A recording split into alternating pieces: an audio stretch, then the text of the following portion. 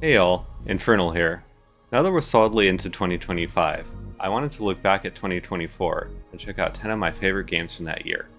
It may not have had the same meteoric impact that 2023 had for games, but 2024 was still a great year for me. We had some retro-inspired indie titles, some remakes and remasters that actually delivered on their promises, and some clever original IPs as well. While this list may not be the opinion of others, as always, have fun, and remember, we're just gaming here. Is that Defiance I hear? So anyway, without further ado, let's look at my 10 favorite games of 2024. This is my battle. Starting off, we have Unicorn Overlord. Vanillaware has never disappointed me, and I can't help but be charmed by the gorgeous 2D animated sprites they still use, when much of the industry had moved on long ago. Decrepit, old, antique? Gameplay focuses on tactical, grid-based combat, where positioning and strategy are key. The strategy elements specifically are more in the vein of Ogre Battle, particularly the N64 version, where units are moved on the battlefield representing groups of soldiers, rather than individuals in games like Final Fantasy Tactics. Once the units are directed, the actual game AI handles the fights and directs the outcome. I've always been a fan of this kind of style, because it makes one feel more like a general, where the focus is on creating units with soldiers that are complementary to each other, and also counter-complementary to the enemies. And it also focuses on the most effective placement of the units on the field.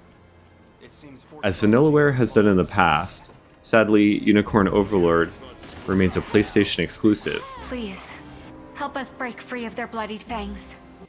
but is nevertheless absolutely worth a playthrough. Stellar Blade was released to a bit of controversy, which I won't get into this video because it's not relevant to my enjoyment of the game, but I will say that it seemed to give the game more attention than it probably would have received otherwise. I was intrigued from the get-go, and I ended up enjoying the game quite a bit. It's been called a Souls-like, but I don't necessarily think that's accurate. Souls-like is a term that tends to be bandied around whenever games have a higher than average difficulty, and especially if there are areas with checkpoints and respawning enemies. But having played all the FromSoft Souls games myself, I think this has many differences. If anything, it's a lot more similar to the Nier games, and the DLC tie-in with Automata really seals this, in tone, combat, and setting. While the story was a bit predictable, and the payoff wasn't particularly mind-blowing, I thought the gameplay loop was really addicting, and getting multiple endings and collecting the many costumes fulfilled that gooey part of my brain that reminds me why I enjoy video games so much. Like Unicorn Overlord, this remains a PlayStation exclusive, at least for the time being, but also like Unicorn Overlord, is absolutely worth a playthrough, or 2, or 3. We can't stop here, this is Crow Country. Here's a game that might have been under the radar for many, but is absolutely worth checking out, especially for fans of old-school survival horror. Crow Country is a retro-inspired game released last year that uses PS1-style character modeling in a lo-fi resolution, which does a lot to kindle nostalgia, but also becomes effective at delivering a creepy atmosphere. The models remind me specifically of JRPGs like Final Fantasy VII, the original of course, but the style of gameplay is definitely going for an early Resident Evil/Silent Hill feel. Instead of using fixed cameras and pre-rendered backgrounds, the game allows the player to rotate the camera around in all directions, which trades some of the camera scares for a more dynamic gameplay experience. The story unfolds through character interaction and especially through notes and documents left throughout, and I thought it was well written and actually pretty funny at times. For the most part, the puzzles are also pretty great. It felt more like linear problem solving than obtuse abstract solutions. Crow Country is available on all modern platforms and is absolutely worth playing. Here's another one that surprised me a bit last year. Mullet Madjack is a roguelite FPS, which is two genres I'm not typically that big on. It wears its 80s anime influence very prominently, in everything from the synthwave soundtrack to the opening animation. It reminds me of some of the anime that got me into the medium in the first place, like Bubblegum Crisis, Riding Bean, and City Hunter. The gameplay is frenetic, completely over the top, and most of all, super addicting. as you battle your way through floors in a seemingly endless skyscraper. You're given a 10-second time limit to clear each floor, but killing enemies in various ways increases your time. Progress is saved after a boss battle every 10 floors. Being this overt about its own style might not appeal to everyone, but I absolutely love the art style and the super fast pace on Mullet Madjack. Check it out on PC. While we're talking about retro-inspired new releases, here's Selaco, a retro FPS, or boomer shooter, as they seem to be called these days. Selaco runs on GZ Doom, and has all the weighty, chunky gameplay I love about older FPS games.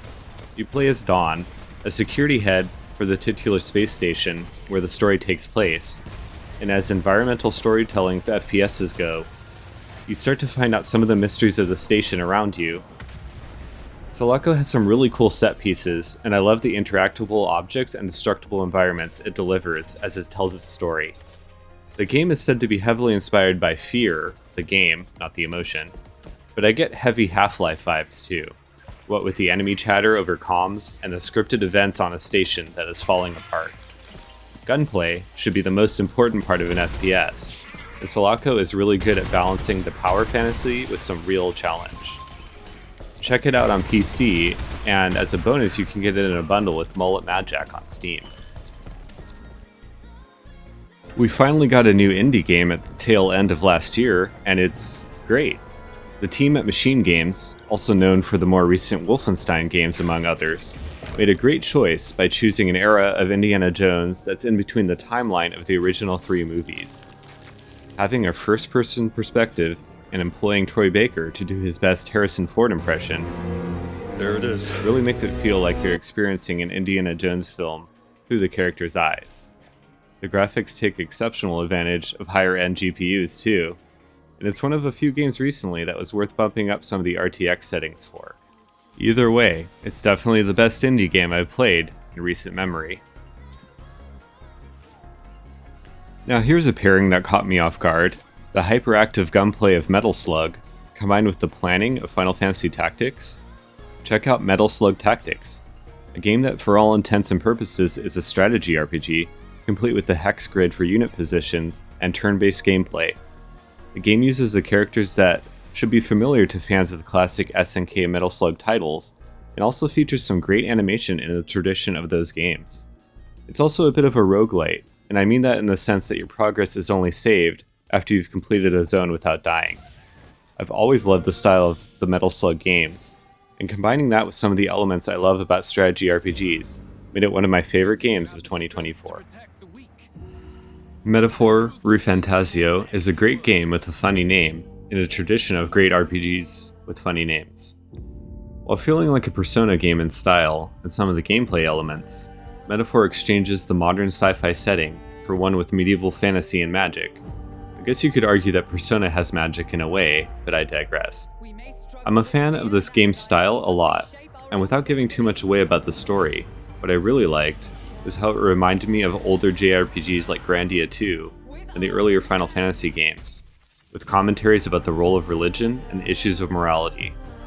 As a longtime fan of classic JRPGs, I'm more than happy to see a resurgence of these kinds of games lately. Metaphor is available on all modern platforms. While it's not my absolute favorite Final Fantasy, I have a lot of fond memories of playing Final Fantasy VII. In fact, I bought a PlayStation back in 1997 just to pre-order the original game. While I still question Square Enix's decision to release the story over multiple entries, I can't help but be charmed by what's actually here. I think one of my favorite things of these 7 remakes is the characters. And by that I mean, the voices and personalities really match the way I had them in my head so many years ago. Even after everything we've done to it, it's still going strong. It may look that way, but in reality, it's barely hanging on. Moreover, the battles are fun to play.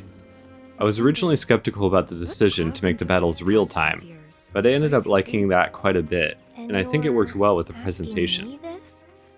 Along with Remake prior, Rebirth recently released on PC after being a PlayStation exclusive, which is great for fans on multiple platforms. Last, but certainly not least, we have Silent Hill 2. There have been a swath of remakes from this era specifically, some of which were ushered in by the fantastic Resident Evil 2 remake in 2019. And while some felt unnecessary, I have to say that Silent Hill 2 really delivered for me. I admit I was very skeptical at first, seeing the trailers that made the game look like it was a drastically different tone from the original. I count the original Silent Hill 2 as maybe a top 10 game of all time for me, so I was understandably cautious. However, the game really did come through, and I think the devs did a great job of translating the atmosphere and scares of the original to a modern experience. There were a few performance hiccups, but nothing really detracted from the experience, which I thought was amazing. I know I said these weren't in a particular order, but this actually might be my favorite from last year.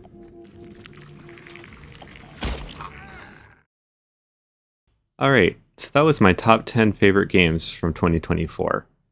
Let me know what some of your favorite games might have been last year in the comments below. Thanks for watching, and I really appreciate any and all support. I love talking about video games, and even something as simple as one like, subscribe, or a share can go a long way to making sure that I can keep doing this. Thanks again, and I'll see you later.